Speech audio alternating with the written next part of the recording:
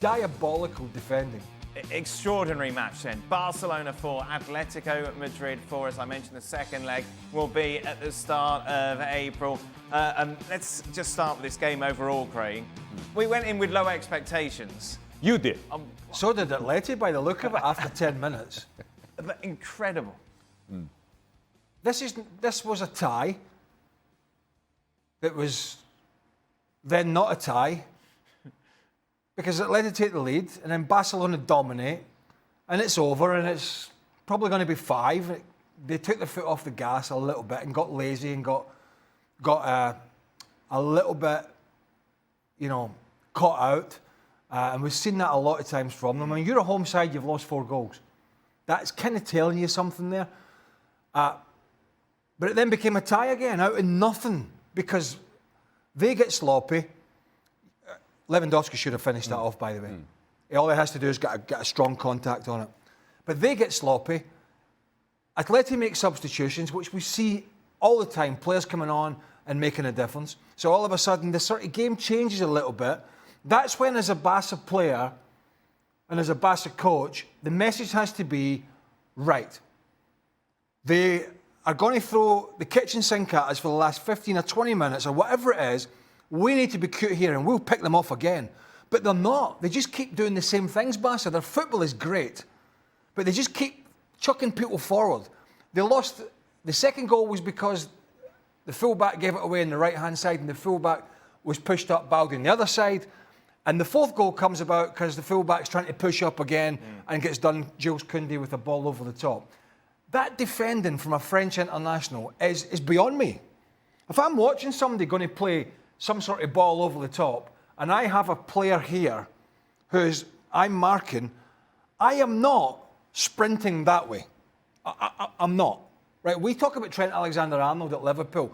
Fantastic footballer, but can't defend. I look at some of the things that these players do and the decisions that they make, and that just contributed to the fact that Atleti got the 4th, and we now have an absolute belter of a game on, and it feels like, what is it, 3 years' time? April. But yeah, look, 8 goals, can't complain. No. But you could pick apart both with some of the sort of amateur errors they made at the back. And let's focus on what Craig mentioned about this coming from Barcelona, how there isn't a plan B when there needs to be, where there isn't that football intelligence to sit back, to sit tight, to sit on a 4-2 lead. And this is something that isn't new for Barcelona, but it's something that we've seen the opposition take advantage of time and time again without Hansi Flick addressing. And that's the point, that it hasn't been addressed. You want to see lessons learned. And you don't have to go all that far back to try to figure out where have we seen this before. Oh, it happened against Atletico Madrid at home in the league.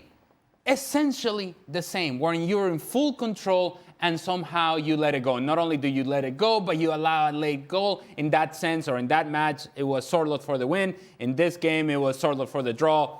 But it feels like a loss if you are Barcelona.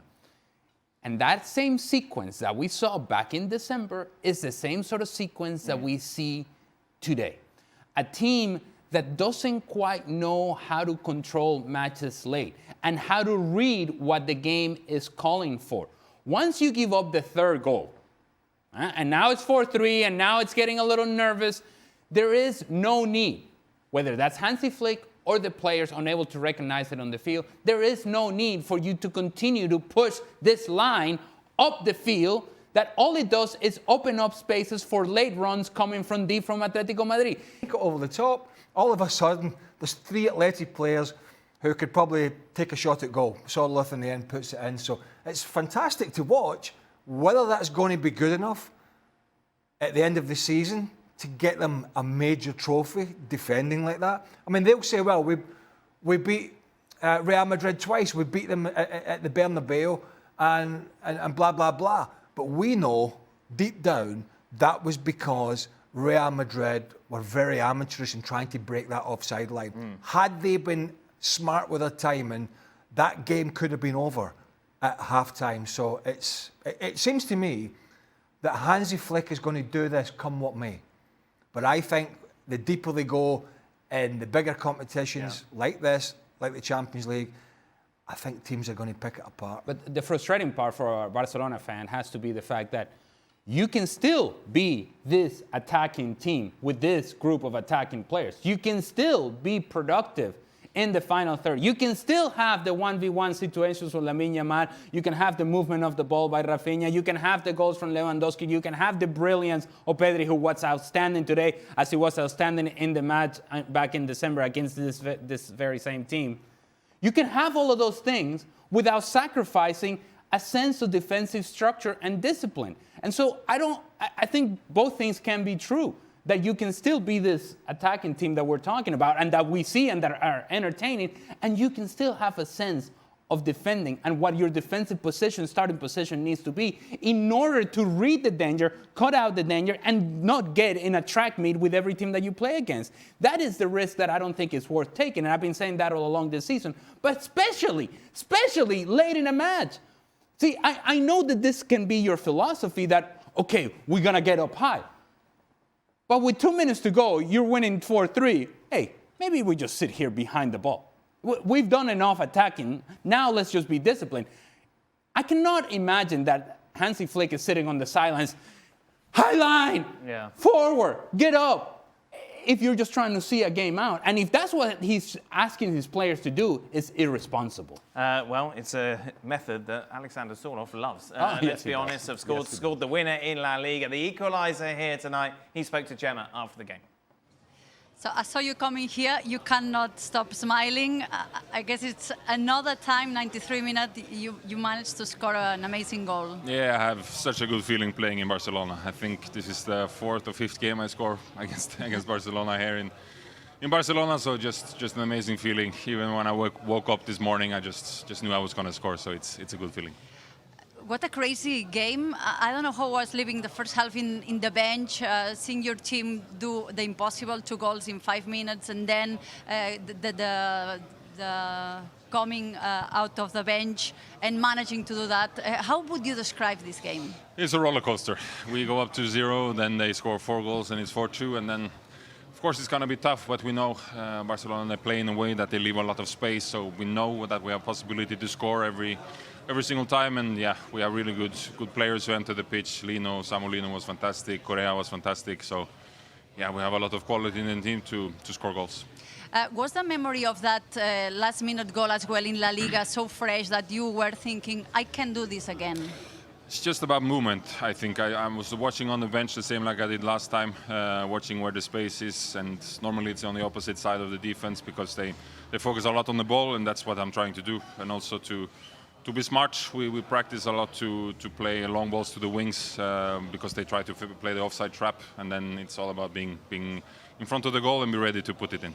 Of course, there is a second leg, but I don't know if you feel a bit favorites playing at home after this amazing comeback.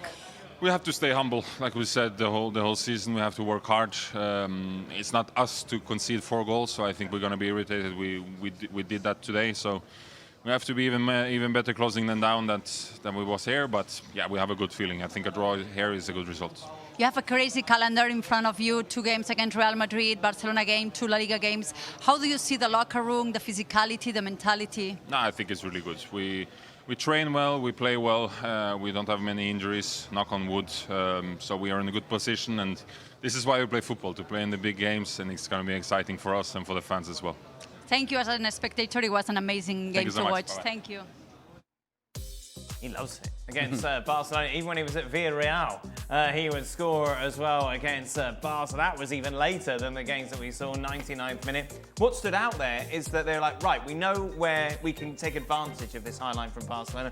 We've practiced it, the diagonal balls out. That's not good if you're a Barcelona coach, are you? Hearing those sort of things, that you're so easy to read? I know, but the question I would be asking is, well, why didn't you do that for the majority of the game? Right. Because they play that way from minute 1 to minute 94 or whatever it is, but they've certainly done it well in the last 15 minutes of both games they've had against Barcelona this year, when they've continued to push and push.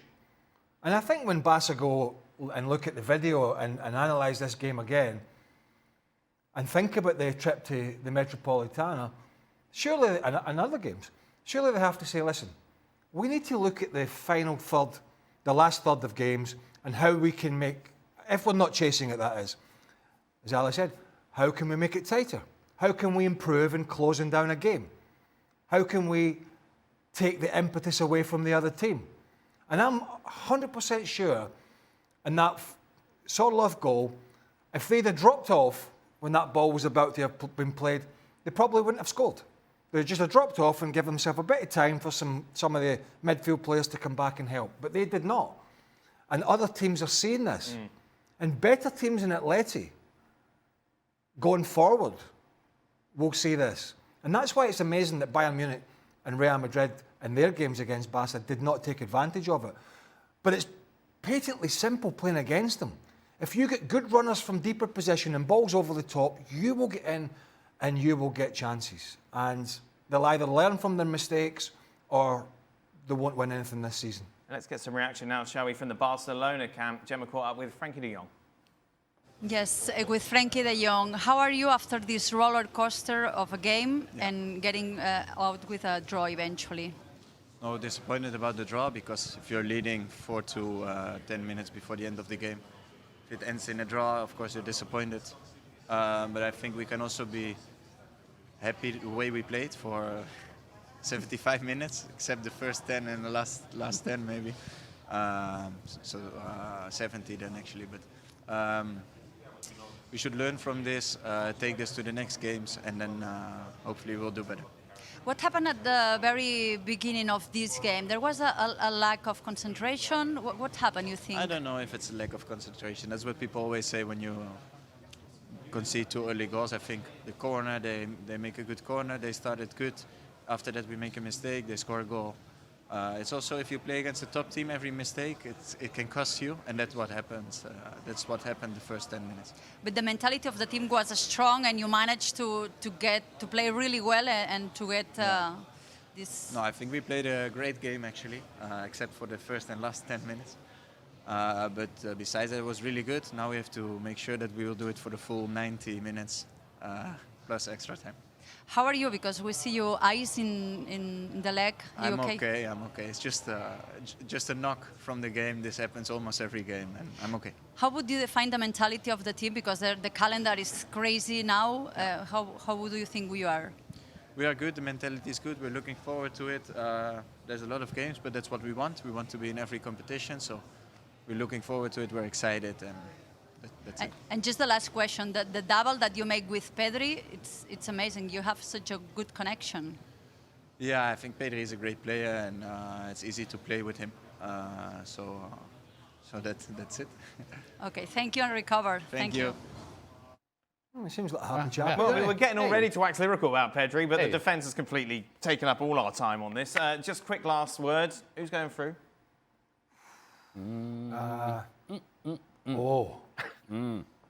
April the 2nd. Yeah, there's a lot of time to think about it. Live on ESPN Plus. Full Metropolitano. Barca. Barca? Diego Simeone would have loved a draw today. Now, how we got to that draw was a scenic route, but it's a draw nonetheless. I think this is what he wanted. This is what he got. Atletico Madrid advance at home. They meet in La Liga, by the way, March the 16th. That game also live on ESPN Plus. Look at what that means at the top of the table. Well, for the moment, Chelsea ahead of Manchester City. They're ahead, of course, in action against Spurs this week. But as it stands, Chelsea sitting in a Champions League place. For more on this, let's welcome in, shall we? Former Chelsea defender Frank Leboeuf is here. Frank, there you go. You beat Southampton. Hey. Hey, well, you know, we're back. We're back to our best, you know. No, well, that was a very shy start, I have to say, from Chelsea, and I was wondering what was going on.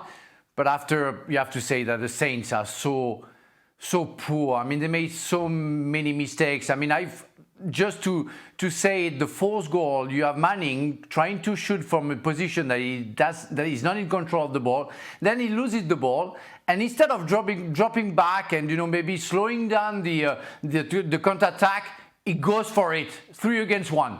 And bye-bye, fourth goal from Cucurella. That was very appalling what I saw from the Saints. But Chelsea, yeah, after again a slow start, They did the job. They score goals. Good for Nkunku to score goal, to make an assist. So it's good for the confidence, and it's good for the other players to feel good. And it's always good to secure something, to get the basics from that. Yes, it's not a strong team that you played against, but you won 4-0. You were consistent, I would say, after the first 20 minutes, and there's nothing much to say. They did the job. Sorry, I was going to say, there really is nothing to say because there's two things. We didn't have to say it. Only Frank was watching because we were watching the Copa del Rey.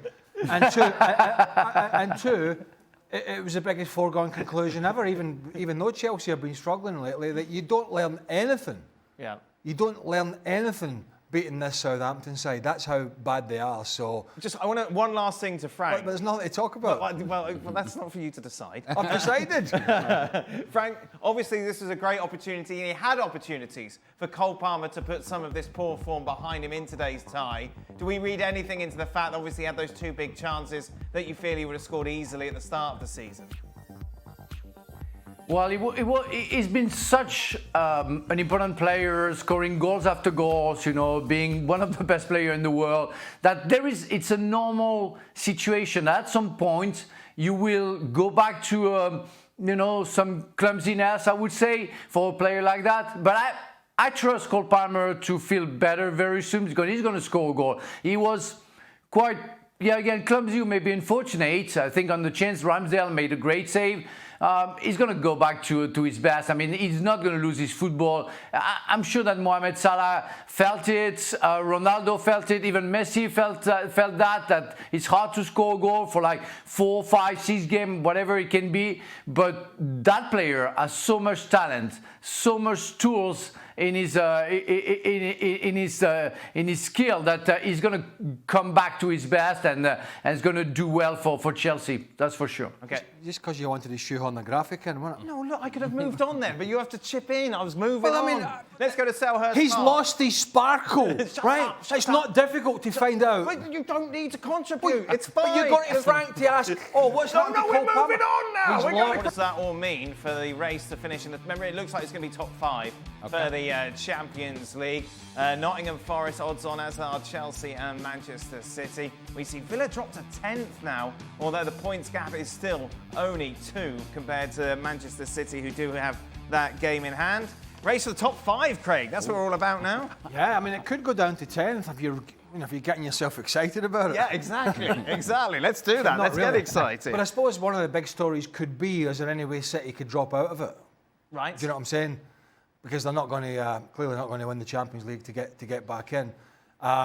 So is their form going to dip at all? Like Villa, you could be a little bit concerned with them, because we've seen their form from the Champions League. I would be. I mean, obviously, mathematically, it's still tight.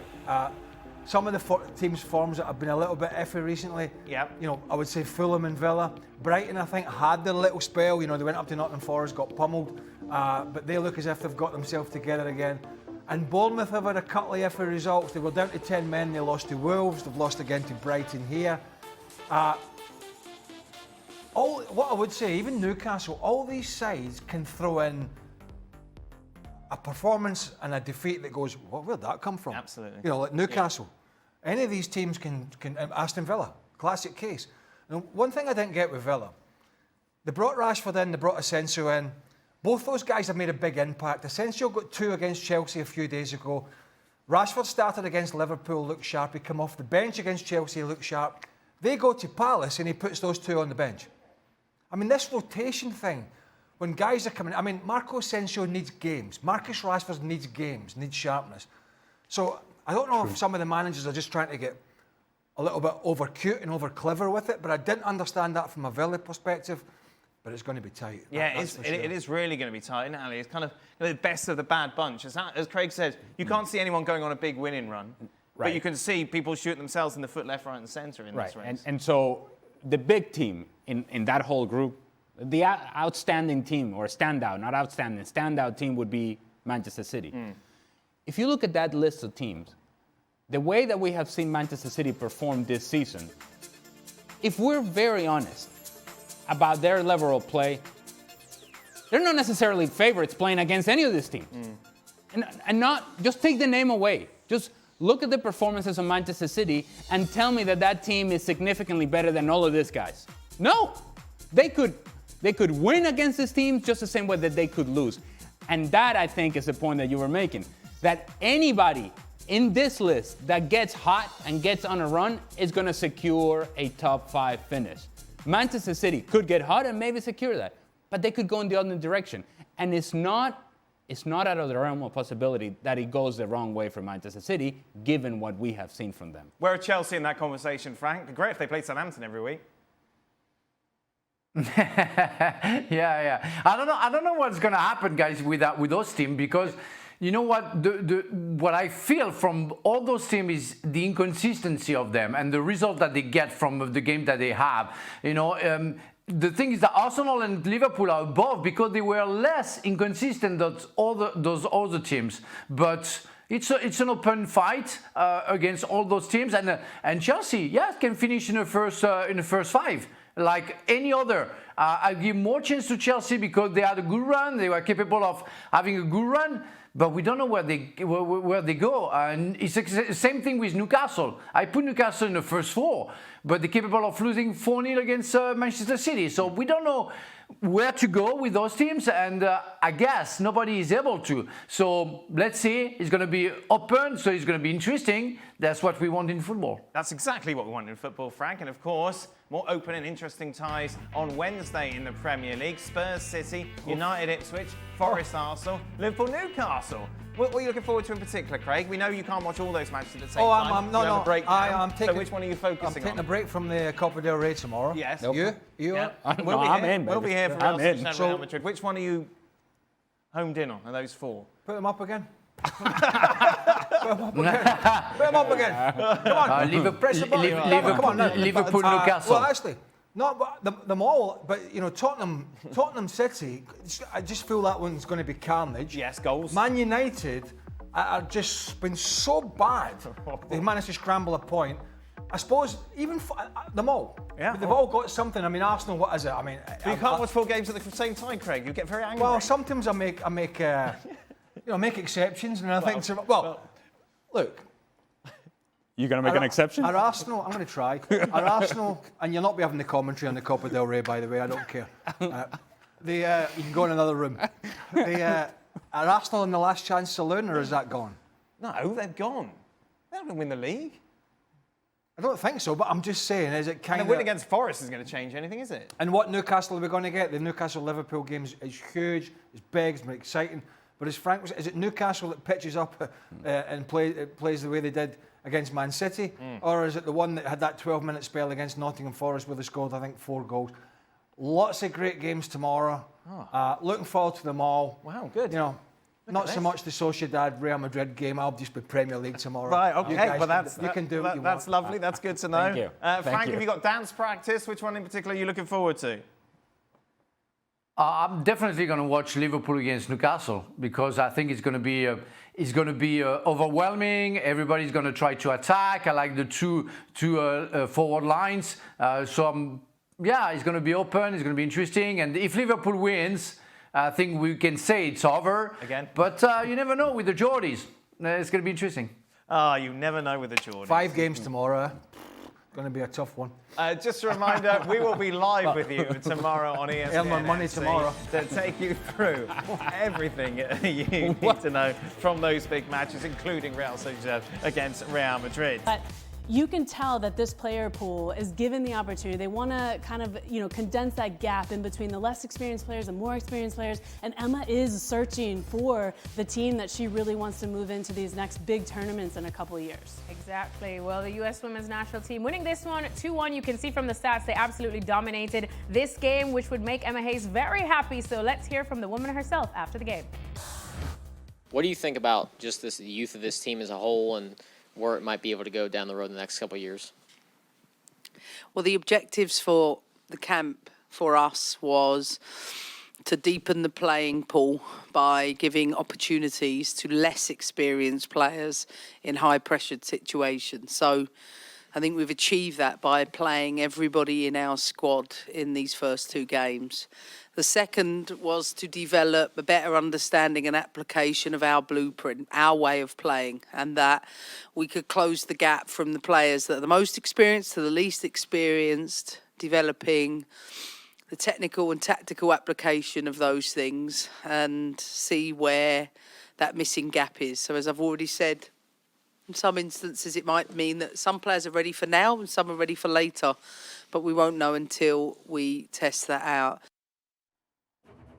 All right, well, let's look at some of the stats of the U.S. Women's National Team under Emma Hayes. You can see they have been absolutely perfect. Just the 2 draws, 15 wins, and not a single loss, Ali. And as I was saying, that game against the Matildas, especially even against Colombia before they played the Matildas, I thought these are 2 opponents that could really push, you know, a U.S. Women's National Team that's still trying to find out which is the strongest 11. But so far, so good. What was your biggest takeaway? Yeah, I think just giving these younger, inexperienced players at this level only, not at the club level, but just at the national team level where they have an opportunity and they're playing with freedom, they're playing with fun and focus, and Emma's just wants to see who can last in those pressure situations. And the only way to do that is to allow them to play against these difficult opponents, which is Colombia, who causes a lot of problems, makes them very difficult to break the game down and score goals. And then you have an Australia who matches with the US very physically as well. Yeah. So these are games that, you know, these younger players can really prove themselves. And Emma's looking to see who will last then in the next couple of years for the bigger tournament. So this is a great test for each and every one of them. What do you think Emma would be thinking about Lily Johannes? Because I know her performance as well stood out to you, especially the amount of minutes she was given this time. Yeah, she was incredible. She obviously played 90 minutes, like you mentioned, and I think Emma Hayes has always wanted her to succeed at this level, but she's only 17, and it's so incredible that she has, you know, the ability to take over the game, and I think that's, you know, given her that opportunity, the way she's proven herself already, I don't doubt that she's going to be, you know, a standard in the center of the park for the U.S. national team moving forward. Well, as we said, that they made a lot of changes for this game as well, so probably giving some of the other players a chance to shine out there as Emma's trying to use this year to get her perfect 11. Who else stood out to you? Well, Michelle Cooper obviously coming into the game and scoring a goal. Ali Sentner was incredible because she has just been in the attack, creating opportunities, scoring a brilliant goal. And you can see that, you know, they're just taking their opportunities and running with them because, you know, you don't get many chances to prove yourself and you have to make it difficult for the coach to ignore you. And so they are really stepping up and they're proving why they deserve to be there. And I think that's what Emma said at the beginning of the camp to these younger players. We're giving you an opportunity, but you all deserve to be here. Go have fun and prove yourself. And I think they're doing just that. And it's really exciting to see the youth that we have and how well they're doing under her. Proving themselves is exactly what they're doing, Dan, but they still have Japan to come in the She Believes Cup. We'll be talking about that later on tonight. If you want to join me and Ali on Football W, we're on at 8:30 p.m. Eastern Time on ESPN+. Welcome into the latest edition of Extra Time. Frank Leboeuf is with us, as is Craig and Ali. It's late for Frank. What do you mean? I don't know, I just thought I'd say that. Right, thank you very much. It's not That's time, all right. really, isn't Thank it? you. There you are, Thank you for your concern, Yeah, it's Mr. not really Craig concern. Burley. It was more Thank of you a- very much. It was more of a passive-aggressive dig that this show's late. I think more. See, that's not how normal people wouldn't construe. Oh, okay. Yeah, but I've been with you for what, 12 enough, years, fair 13 enough. years, isn't Fair it? enough, fair enough. Did the High Line do in Barca again? We talked about this a lot, didn't we, on the show? Yes. Didn't help them. Yeah. Did not Late, help them at all. late on. that late high 4-2 line up, is 4-4. inexcusable. Frank, start, drop, bench, these 3 defenders. Marcel Desailly, John Terry, Ricardo Carvalho. Whoa. Keep that order. I'm fine. Desailly, Terry, Carvalho. I'm fine. What's up with you? What's wrong with you? Nothing at all, Frank. I'll tell you what's happened. Should the Arsenal board continue to back Arteta if Arsenal finish the season without a trophy yet again?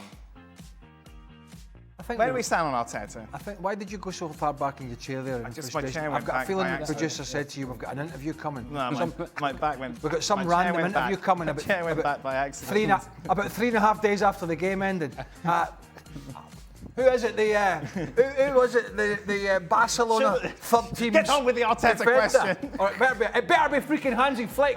We're hanging around for it. What was he? They will back him. They'll back him again. Yeah. But then I think they'll back him again. But I think next year, if it's faltering, Right. Still, I think that's when more questions are going to... I don't think his job's under jeopardy at all, because they have been the second best team for a couple of years now. But that's only got so much longevity, I think. The disappointing part is that, well, beyond the fact that you're not winning a title, is Manchester City drops off in the manner in which they did, right? And they were supposed to be the ones that were holding you back. They were now out of the picture, and instead of you being the next one up, Liverpool has jumped you, and has jumped you with a new manager in place. That is supposed to take some time to get used to the league, to the players, so on and so forth. They jumped you, and you're still in a position in which you haven't actually improved who you are in this league. Start bench drop the likelihood that these clubs will earn a spot in any European competitions. Brighton, Bournemouth and Fulham. How far down the table do we go? Top 5 in Champions League, eight? Is it couple of seven? Europa Leagues, bit of Conference League. Is it 7 or 8? Yeah, let's say 8, shall we? Of course, I should. I not really should know that, because it kind of goes down and you just lose a bit of interest. Well, same as the show goes on. I can't wait for this interview. I'm freaking telling you, it better be good. Because if it's not good, I'm going to put. Have we got the table? Can we show everyone where everyone is? Oh, you're asking for quite a bit, Dan. There we go. Bournemouth will. I think Bournemouth will earn a European spot, and Brighton. Yeah, Frank. Yeah, I agree with that. And I really think that either Brighton or Bournemouth, according to the season they're having right now, deserve to have the first 2 spots and go for, I don't know, the league, I don't know, the European League, I don't know what it is. Oh, there we go. And which one it's going to be. Are we including the Conference League in most this? definitely. Well, the questions any European All right. competition, Okay. so I think they're looking good, aren't they? Everyone is. Sure. Everyone gets a prize. Okay. Congratulations. Yesterday we had the question, who would win between 11 Messis at their peak and 11 Steve Nicholls? The general consensus that it would be Messi. What a stupid question. Stevie said he'd be looking to win the toss, and then that would be a small victory. So carrying that over, who would win between 11 Craigs and 11 Franks? Oh, I don't know. Can I have Craig's list, or and maybe I give you mine, but I don't know. No, wait. 11 Frank Leboeufs against 11 Craig Burley. Oh, 11 Frank Leboeuf against 11 Craig Burley. Exactly. No, we'll see. I give Craig the win. Right. For one reason. In fact, he knew how to defend and he knew how to attack and score goals. I was a little bit more defender, even if I scored goals, but I was less skillful than Craig offensively, I would say. I like Craig's humble face. Yeah. Just the singer went on him there, trying to look like, this guy. I don't like these questions. This guy. I don't like these questions. You don't like any questions. Even though there was more strings to my bow. 11 of me. Even though. Bright would score more penalties than me. It's a bit silly, isn't it? No, it's not. It's just, when are we going to run this bloody interview? It's a bit of fun. When are we going to run this interview from the Copa del Rey? Nah, but 11 Craigs, can they dance? Can they dance like 11 Franks can dance? Wow, that brings us on to the final question. Here we go. Don't talk about that. He's upset to see highlights every time, Mr. Burley, so don't talk about it. Dancing? How about enough of Frank, full stop? Right, fair enough. How about enough of Frank? For Ali, do you think... He knows it's only a joke. For Ali, do you think you can do a tango better than Frank, seeing as how you met your wife in a dance class? Oh. Can we have a dance-off amongst other bets like Burley's row-off? So who would win a dance-off? Where do we limit the dancing? Because if you go merengue salsa, this is over. Really? It's game set, match. Speciality? However, if we start going into some classical stuff, then maybe Frank, with all the skills that he has garnered over the last couple of weeks, maybe. Nah, I don't think so. When it comes to dancing, I got this. Yeah, merengue salsa. How's your merengue salsa? Don't like it. Too spicy for me. Okay. Frank? No, I give all the Latin dances for Ali, and I keep what we call the standards, like the valse. I don't know, do you say that? And some others to myself. Beautiful. Yeah, valse. Yeah. All right then. Before we go, let's hear, shall we, from Hansi Flick. After the final or the end of the match, it's not easy to find the right words, because I think at the end we are really disappointed about the result, but the game we played today was really great. So I focus more on this for give the players or keep the confidence they have very high. But also we have to speak about the goals, because it could not be. It could not be, and so it was maybe too easy. But at the end, what I also we played against a really fantastic team. They have fantastic offense, and they bring 3 new striker inside, and you can see the power they have, and it was not easy to defend. And when you give them the opportunity to finish, it's always dangerous. Gemma was at the game with us. Gemma, of course, Hansi Flick really wanted to celebrate his birthday in a very different manner, 4-2 up. But you've been there, you've seen this time and time again. You've had to ask him the same questions time and time again about this vulnerability at the back and not being able to see out games. Yes, Hansi wanted to celebrate this 60th birthday that he had yesterday, and it was a roller coaster, as he defined it himself. It was a disappointment, big disappointment in the very beginning, then a lot of joy, an amazing, crazy minutes from Barcelona, but then back again, that frustration, that lack of solidity that you talk about, that vulnerability. It's like this team, when they are not 100% focused, especially when they play against a big team like Atletico, they are so vulnerable in the back. I think if Barcelona wants to learn something from today, is that if they want to win titles, they need to be less Barcelona sometimes, because the instinct is like what they did at minute 93, winning 4-3. They wanted that 5th goal, and eventually they got the draw. While Atletico, they were very satisfied. We talked with them in the mix zone. They are happy with the draw. That fresh legs that Simeone brought into the game in the last minutes helped them a lot, and they know they are very, very strong at home, and that they have a little bit of more possibilities now playing at home than this second leg. But the second leg is going to be the 16th of March. So many things will be happening back then. They will know if they are in the quarterfinals or not. Also 2 Liga games, so it looks like a very, very long time ago. But Dan, let me tell you, it's probably the most excitement, most fun game we have seen in over a year here in the stadium of Montjuic. It's thoroughly entertaining for us here as well. Gemma, great stuff. Thank you very much. Just a reminder, of course, ESPN FC back on your screens tomorrow. Will be reflecting on Real Sociedad against Real Madrid in that other Copa del Rey semi-final.